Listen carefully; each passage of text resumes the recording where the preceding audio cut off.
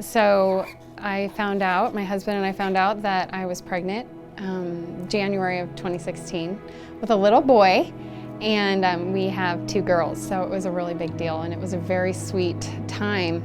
Fast forward 3 months, 4 months actually, I was the maid of honor in my sister's wedding.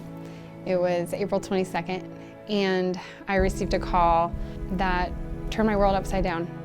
That morning, I got a call from my doctor, my OBGYN, that I had breast cancer. Going through a day of celebration, all the while having nothing but fear rock my inner being, was memorable to say the least, but I was carried by God that day. You know, you hear the word surrender thrown around a lot, but it almost felt like I had no other choice. There's so much healing in that, but at the same time, it was so hard and so scary.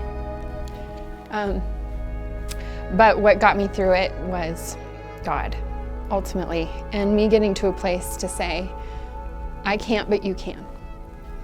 There were times I was on the floor, and the one thing I knew I could do was reach out to the Lord.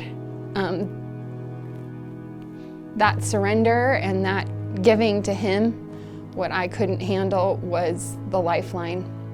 And verses like Isaiah 41:10, my daughter's preschool teacher at the time had this little card, and it was paraphrased for kids, basically saying like, don't panic, I'm with you. There's no need to fear, for I am your God. I'll help you, I'll hold you steady, and I'll keep a firm grip on you.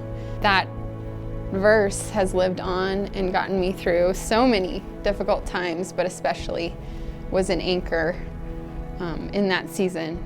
After you walk through the journey of breast cancer and you're in the steps and the mapping that they lay out for you, trusting God in all of those steps was the only way I made it through, and having that reliance on Him is what ultimately, protected my son. He's now 7 and he's healthy and never had a single health problem.